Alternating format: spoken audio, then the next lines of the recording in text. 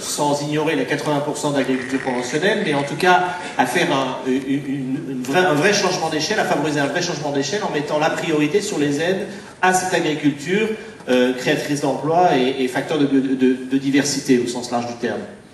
Qui veut s'y lancer? Stéphane Le Foll, vous avez été interpellé assez directement sur le sujet. Première réflexion, c'est le lien agriculture-alimentation. C'est absolument nécessaire de faire ce lien. D'abord, il n'y a pas de produit agricole qui soit brut, consommé. Il faut toujours qu'il soit transformé. Et cette transformation, elle existe. J'entends un murmure, mais dites-moi, même dans les productions vivrières, si quand vous avez du millet ou du sorgho, vous le pilez pas pour le transformer en farine. La pomme. Les carottes crues. Les carottes, vous les transformez, à moins de les manger comme les lapins sur les dessins animés, d'accord? Ça sera... Allons-y. Bon, ben, si vous pensez qu'on peut manger tout cru, aucun problème. Je suis pour la diversité, donc si vous voulez, c'est pas moi que ça va gêner. Mais il y a toujours un acte de transformation. Et derrière, il y a la question alimentaire. Et ça, c'est certain que c'est une question qui est posée et à l'échelle du monde et à l'échelle européenne. Il n'y a pas besoin de revenir sur les histoires du PAD et tous les problèmes qui se posent aujourd'hui. Donc moi, je suis pour lier agriculture et culture alimentaire dans leur globalité, c'est-à-dire l'idée de la manière dont on s'alimente. C'est d'ailleurs la meilleure manière de résoudre une partie du problème lié à 7 milliards, 9 milliards. Il n'y aura pas les mêmes modèles alimentaires partout. Toujours la même question sur la diversité. Sur les questions bio et la diversité des agricultures. Non, si je dis que le modèle conventionnel a voulu s'imposer à tout le monde, il y en a qui ont résisté, c'est pas non plus pour arriver maintenant dans un système où on va dire le modèle bio va s'imposer à tout le monde. Il va y avoir une diversité des agricultures. Et il y a d'ailleurs, c'est ce qui était dit par la dame tout à l'heure, tout un tas de modèles aujourd'hui qui se mettent en œuvre. Et c'est pour ça que recherche participative ou recherche implicative, c'est-à-dire qui implique les gens et qui les met en mouvement, c'est ça qui va faire les modèles nouveaux. Mais ils auront des formes différentes. C'est comme ça que j'entends la diversité. Et la diversité, c'est aussi des productions agricoles, parce qu'elles existent. Et il faut les maintenir. Parce que ce qui était parti, c'était l'uniformisation. C'était la standardisation. Sachant qu'on a été un petit peu loin dans un sens, est-ce que le candidat Hollande s'engage, envisage de donner un petit coup de balancier dans l'autre sens pour donner un coup de pouce à l'agriculture bio, dont on voit bien qu'elle est en retard? Mais l'agriculture bio est en retard, il faut donner un coup de pouce. On le sait, vous avez cité des textes, c'est dit partout. On sait très bien qu'il faut faire progresser l'agriculture bio, de la même manière qu'il faut faire progresser aussi les circuits courts. Mais bien sûr que tout ça, c'est clair dans la tête, et je pense en plus, alors ça fera même pas débat. Vous allez voir que tout le monde va être d'accord. Après, c'est qu'est-ce qu'on met comme moyen, comment on s'organise. Et c'est là que j'en viens à toutes les questions sur l'organisation, sur les questions collectives d'organisation. Vous répondrez en particulier aux besoins des collectivités locales autour de l'agriculture périurbaine que si vous l'organisez de manière collective. Voilà, ça c'est des questions. Après, je pense que sur les objectifs aujourd'hui, le Grenelle a été signé d'ailleurs il y a 2 ans ou 3 ans. Hein. Alors il n'est pas mis en œuvre comme c'était prévu et largement en dehors de ce qui avait été prévu, mais il a été fait. Donc ça, ce sont des objectifs. Et il faut atteindre ces objectifs. Moi, je veux bien réagir juste. Je pense qu'on a là, on touche du doigt la difficulté du modèle de société dans lequel nous voulons et vers lequel nous voulons nous orienter. Ça n'est pas possible de dire, par exemple, si au niveau européen, les aides vont baisser, parce qu'effectivement, peut-être que le budget européen va être plus contraint, et donc je prends, j'avais 100, maintenant j'ai 80, mais je réapplique les mêmes ratios, et donc là où je donnais, je répartissais 60-20 ou 60-40, maintenant je vais répartir 50-30. Ça, c'est juste impossible. Tout simplement parce qu'on est dans un modèle qui, par exemple, actuellement, l'Europe, elle subventionne de la surproduction. On se retrouve dans une logique productiviste, dans une logique industrielle, qui non seulement coûte une fortune après en termes de dépollution avec les nitrates, les problèmes pour la santé, le coût que ça peut engendrer, et ça a des conséquences. Mais en amont, ce sont des choix. C'est-à-dire que si on reste, par exemple, dans une logique de cogestion de la FNSEA et du ministère de l'Agriculture, du système agricole français, mais rien ne changera. Donc quand j'ai entendu tout à l'heure parler des États généreux, comme le dit mon ami Auru, ou plus plus généralement des états généraux de l'agriculture. Ça veut dire qu'il faut changer les participants autour de la table. Ça veut dire que, et on le disait tout à l'heure sur le foncier, ça veut dire qu'il faut que l'agriculture biologique et l'agriculture paysanne et la Confédération paysanne et d'autres acteurs, et évidemment les consommateurs et toutes les parties prenantes, les ONG, il faut que ce qui a été imaginé au moment du Grenelle, il ne faut pas que ça soit simplement un affichage, il faut qu'il y ait la volonté politique. Et je ne ferai pas là-dessus de procès sur ce qu'on a fait du Grenelle. Mais simplement, la logique, et c'est là où nous allons avoir un vrai débat, mais qui est un débat, je répète, un débat de société. Est-ce qu'on continue à sursubventionner des productions animalières où en plus les animaux sont dans des situations absolument scandaleuses, mais indépendamment de ça, où on va après avoir de la surproduction et on va aller inonder les marchés du Sud qui pourront même plus produire leur propre production vivrière parce que ce qu'on importera d'Europe, les surplus seront moins chers que leur propre production. Donc c'est un système global. Un changement de ratio. Et c'est évidemment le changement du ratio qui doit être travaillé, et j'ai conscience, en revanche, j'ai conscience qu'on ne peut pas du jour au lendemain. C'est exactement, on l'a dit tout à l'heure pour d'autres sujets, pour l'énergie. Il faut préparer la société d'après-pétrole. Il faut préparer la société dans laquelle l'eau va manquer. Et quand M. Marion disait tout à l'heure que l'eau, mais on ne peut pas à la fois être dans une logique où on privatise l'eau, où on considère que c'est bien de la polluer, parce que finalement on va faire bosser Veolia, qui va être en même temps dans la logique de je travaille avec Monsanto pour polluer la flotte, et derrière je dépollue, donc je gagne 2 fois. On ne peut pas non plus être dans une logique de fiscalité où je détaxe les pesticides, et que pendant ce temps-là, je ne détaxe pas les produits bio. Donc ça, et moi j'ai confiance, et c'est pour ça que l'accord avec le Parti Socialiste, c'est le seul espace politique, je dis, c'est un bon accord. Parce qu'on est déjà dans une réorientation de la logique industrielle et productiviste. Et c'est ça qu'il faut changer. Et donc oui, effectivement, on a beaucoup de boulot. Et oui, il faut réorienter les aides et la fiscalité. C'est impératif. Laurent Lebar, ça va assez loin? Ça va suffisamment loin? Je partage beaucoup de choses qui ont été dites. Je ne partage pas tout. Par contre... moi, je ne suis pas d'accord avec Stéphane Le Foll. Je ne crois pas qu'il y ait de consensus entre nous sur beaucoup de choses.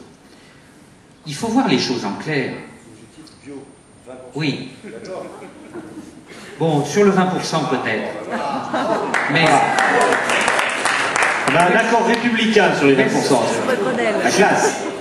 Eh bien, sur les circuits courts de proximité, je crois que là, il y a un vrai débat. Et nous avons une position claire par rapport à ça.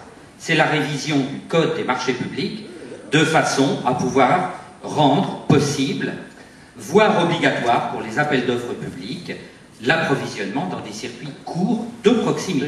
Mais question, la relocalisation, c'est à quelle échelle pour vous? C'est la commune, la région, l'État, l'Europe? Je pense qu'il y a 2 aspects dans la relocalisation qui sont importants. Il y a la question de la réintégration des agricultures, des activités végétales, de production végétale et de production animale.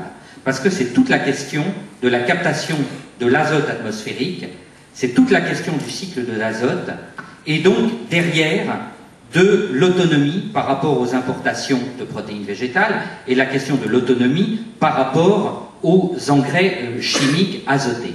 Donc ça, c'est forcément à l'échelle de l'exploitation ou de régions agricoles. Et puis le deuxième aspect de la relocalisation, c'est la relocalisation des productions au plus près des lieux de consommation. Et je pense qu'il faut aller vers une échelle. Nous pensons qu'il faut aller vers une échelle régionale. Mais, pardon, moi je voudrais juste dire ce que je voulais dire. Il faut être clair. Nous allons, avec la libéralisation de l'agriculture, la casse de tous les mécanismes de régulation des marchés et l'absence de politique foncière, nous allons vers une France à 100 ou 150 000 exploitations. Et cela, pour nous, c'est tout à fait incompatible avec une transition écologique de l'agriculture. Il faut des emplois, nous fixons un objectif qui est la création de 300 000 emplois dans l'agriculture. Il faut des emplois, et ça implique des prix rémunérateurs, ça implique d'encadrer la grande distribution, et ça implique de remettre en cause la logique de libéralisation. Je ne crois pas que nous soyons d'accord là-dessus.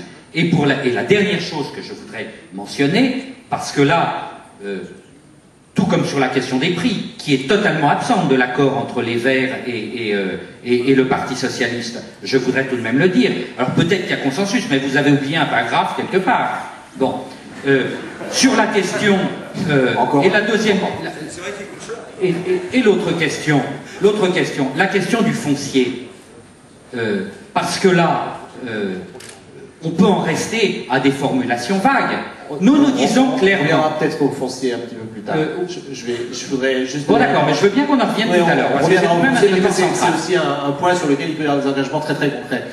Marc Fesneau, est-ce que François Bayrou inverse la tendance en termes d'aide aux agricultures? Mais je crois que dire débattre sur ce sur quoi on débat, qui est de dire 20% en 2020, je dis bien, ça c'est une réorientation qui est claire et effectivement... Non, parce que ça a été acté dans le Grenelle comme ça a été très bien. Oui, enfin... Ce qui manque aujourd'hui, c'est les moyens pour mettre derrière, pour accélérer. C'est bien de l'acter. Si on arrivait en 2020 à avoir 20% d'agriculture biologique, on aura assuré une transition qu'on n'arrive pas à faire. Je rappelle que l'objectif c'est 10% en 2012, on est à 3% aujourd'hui. Donc c'est bien le problème de l'échec d'un objectif. Mais sur l'objectif, si vous me dites, est-ce que François Bayrou est pour une réorientation? Je ne vous interroge pas sur l'objectif, je vous interroge sur les moyens. Oui. Est-ce qu'on inverse la tendance en termes d'aide pour favoriser le décollage de l'agriculture biologique? Forcément, ça pose la question. Mais dans les dispositifs qui sont prévus dans la PAC, il y a une partie des choses qui sont faites.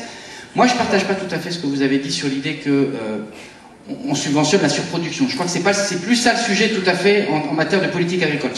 C'est confortable à la tribune de dire ça, ou c'était confortable de le dire il y a 10 ans. Je crois que c'est plus tout à fait le sujet. Là où on est d'accord, c'est sur l'idée qu'il y a un sujet de réorientation des aides, mais le glissement progressif vers le deuxième pilier, un certain nombre de principes de base qui ont été mis en termes social et environnemental ce sont des outils, une fois que la politique agricole commune, la nouvelle PAC sera déterminée, qui vont permettre de le faire. Après, il y aura la responsabilité des gouvernements. C'est-à-dire, on actionne ou on n'actionne pas.